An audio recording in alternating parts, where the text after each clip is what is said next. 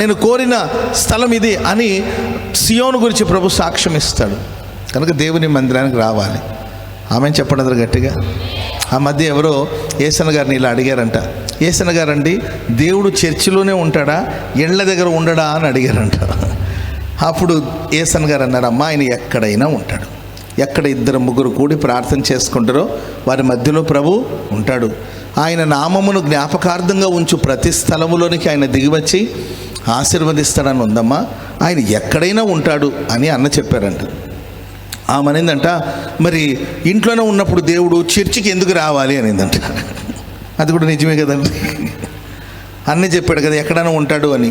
ఇళ్లలో ఉంటాడంటే ఉంటాడని అన్నారు కదండి. మరి ఇప్పుడు మాట మార్చలేరు కదమ్మా. సరే అమ్మా నీ ఇష్టం అన్నారు. ఆమె ఆ మరుసటి రోజు నుండి ఇంట్లోనే ప్రార్థన పెట్టిందంట.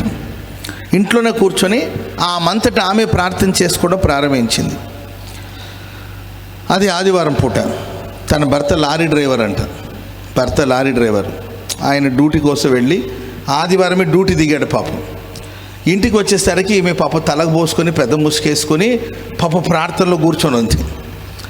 పాటలు పాడుతూ ఉందండి.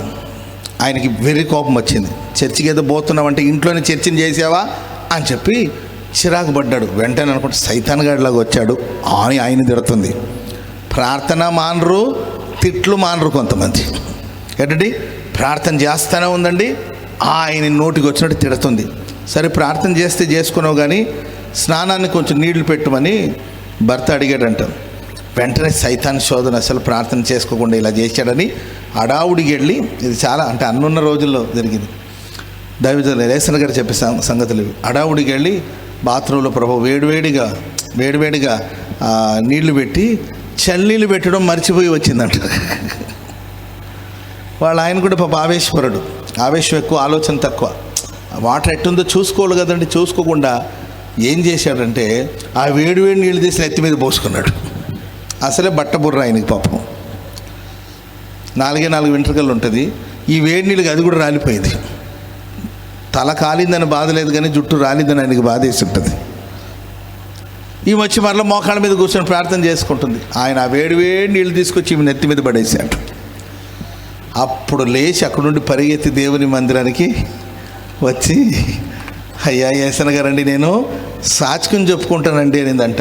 ఏంటమ్మా సాచుకం అంటే, దేవుని మందిరానికి వచ్చి మనం ప్రార్థన చేసుకోవాలి. చెప్పళ్ళు కూడా మొదలు గట్టిగా ఆదివారం పూట దేవుని సన్నిధికి రావాలి, సహవాసములో ఉండాలి, పరిశుద్ధుల సహవాసములో ఉండాలి. అందరితో కలిసి ఆయన స్తుతించి పాడి కీర్తనలు పాడి కృతజ్ఞతాస్తుతులు చెల్లించాలి. దేవుని వాక్యాన్ని శ్రద్ధ భయభక్తులతో వినాలి. ఎందుకంటే సియోను అనగా దేవుని మందిరం. దేవుని మందిరంలో ఎన్నెన్నో మేలులు ఉన్నాయి. దేవుని మందిరంలో ఎన్నెన్నో శ్రేష్టమైన ఆశీర్వాదాలు ఉన్నాయి. మనం ఆరాధించే దేవుడు సియోన్లో నుండి మనల్ని ఆశీర్వదించే దేవుడు. కనుక దేవుని యొక్క ఆశీర్వాదం చేత నీవు నింపబడాలంటే సియోనుకు రావాలి. ఒక 2-3 మాటలు చెప్పి నేను ముగిస్తాను. సియోను అనే దేవుని